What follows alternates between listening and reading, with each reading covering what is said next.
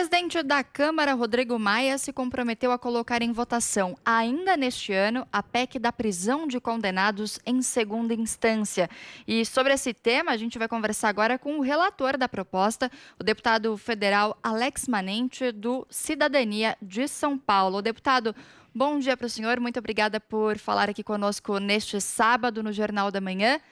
E eu gostaria já de começar te perguntando, deputado, se tem um prazo viável, né, de fato, para fazer essa votação. O presidente da Câmara, Rodrigo Maia, falou até dia 17 de dezembro. A gente sabe que as eleições começam agora dia 15 de novembro, um pouco menos de um mês. Dá tempo para votar?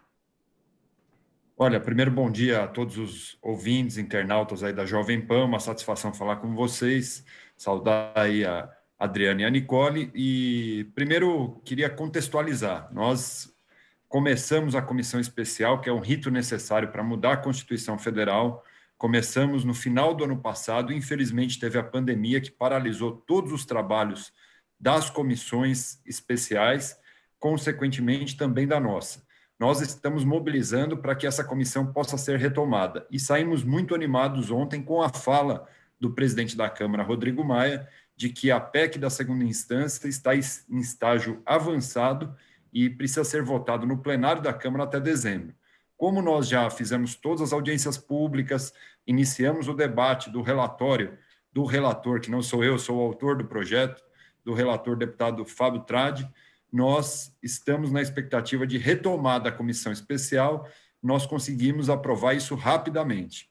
E aí encaminhamos ao plenário, que em 2 votações, porque é necessário 2 turnos, pode entregar ao Senado e fazer com que essa emenda constitucional avance. Então, nós acreditamos que isso não é demorado, desde que a comissão especial possa ser retomada. E é necessário um projeto de resolução que o presidente da Câmara pode propor ao plenário para poder reabrir essa comissão. Mas com a fala dele ontem, nós ficamos animados e com uma boa expectativa de que isso ocorra rapidamente, mesmo com as eleições, até porque nós estamos fazendo votações virtuais, não foi retomada a votação presencial, então é possível nós retomarmos a comissão virtualmente para poder entregar ao plenário as condições de votar ainda esse ano essa matéria importante. Tomara. Agora, deputado Manente, quais seriam os prejuízos, se é que eles existem, de a votação acabar sendo adiada da PEC realmente para o ano que vem, 2021? A verdade é que, enquanto nós não votarmos essa emenda constitucional, nós continuaremos com o Brasil sem combater a impunidade, especialmente a corrupção, porque nós damos possibilidade, com o entendimento do Supremo Tribunal Federal atual, que aqueles que tenham condições financeiras e poder consigam postergar suas condenações. E essa é uma emenda constitucional que mexe com toda a estrutura jurídica brasileira, não apenas no âmbito criminal, mas em todas as esferas, possibilitando que a justiça chegue a tempo de fazer os seus efeitos necessários e não demorada como é no Brasil. Óbvio que é uma matéria que requer uma ampla discussão, mas nós já tivemos milhões de pessoas que foram às ruas desde o final do ano passado e só não foram mais às ruas porque nós temos a pandemia, e tenho certeza que estão ansiosas aguardando as respostas do Congresso Nacional. Mas a expectativa é boa no momento em que o presidente reabrir a comissão. Minha expectativa também é de quando for colocado em votação, a própria sociedade exige e aí os deputados acabam votando favoravelmente, assim como foi na CCJ, onde nós tivemos uma ampla maioria, 55 votos a 12, mostrando que, de fato, a Câmara reflete os anseios e cobranças da população. E, deputado, como o senhor mesmo falou, o senhor propôs essa PEC em 2019, logo depois daquela decisão do Supremo Tribunal Federal, que acabou mudando, né, o entendimento aí a respeito da prisão em segunda instância. Essa decisão acabou tirando o ex-presidente Lula da cadeia, né, e causou aí uma grande comoção entre os adversários políticos do ex-presidente. Como que o senhor avalia o atual momento para essa votação? O senhor acha que tem chance, então, realmente de passar essa proposta na Câmara e também no Senado posteriormente? A verdade é que nós fizemos a proposta para poder, de fato, fazer uma justiça mais rápida e combater a impunidade. Volto a dizer que aqueles que têm condições financeiras conseguem postergar até 20, 25 anos, diferente de grande parte da sociedade brasileira. Então, especificamente, uma emenda como essa mexeria nos crimes de colarinho branco.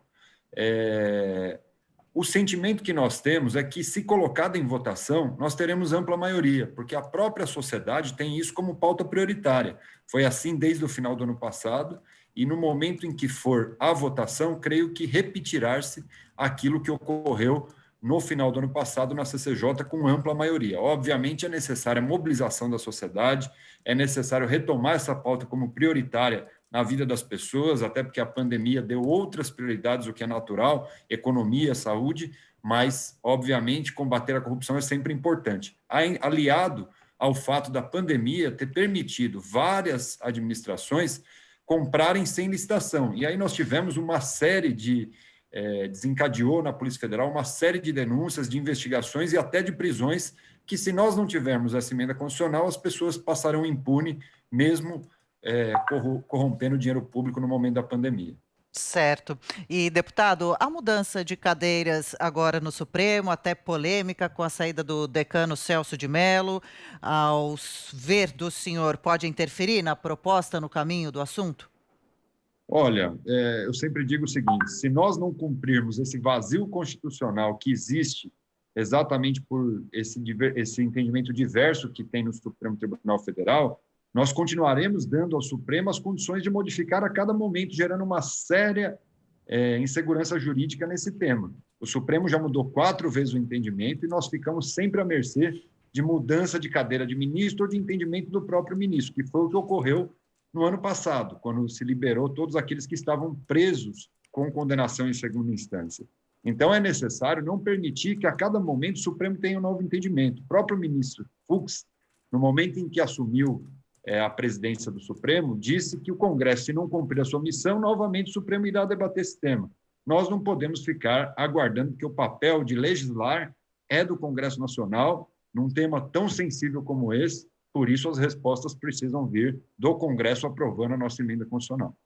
Então, até aproveitando isso que o senhor comentou agora, o senhor avalia que vai haver, com a aprovação dessa PEC, uma segurança jurídica maior para essa questão, que, como a gente tem visto aí nos últimos anos, teve suas indas e vindas diversas vezes, né?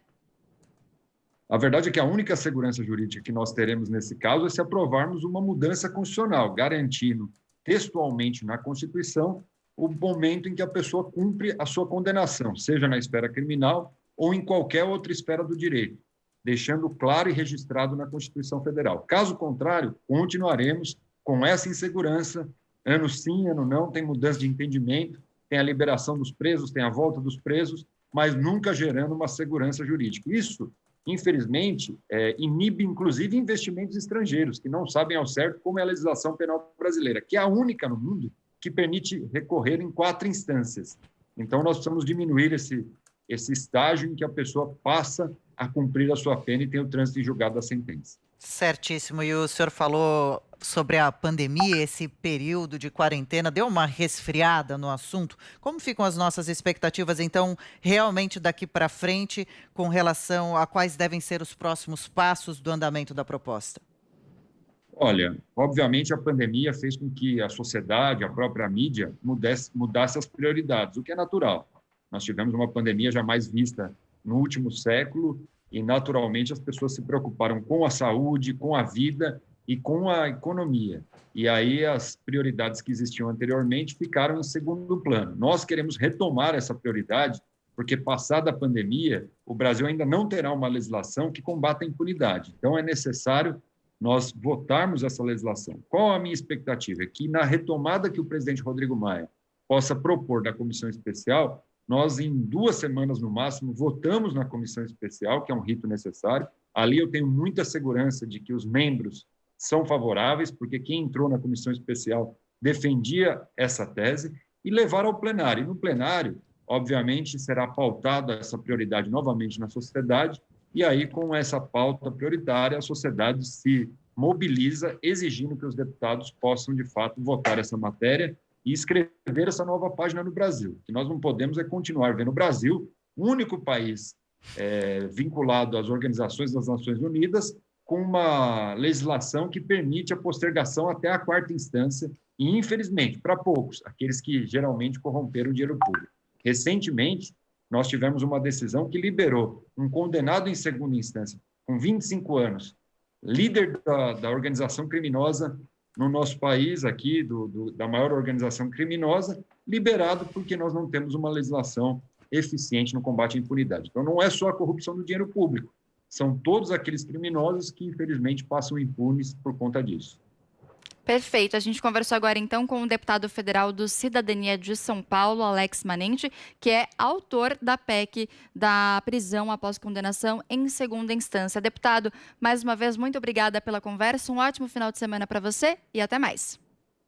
Muito obrigado, agradeço a oportunidade. Mais uma vez, a Jovem Pan sempre dando espaço para nós avançarmos nessa matéria importante para o Brasil.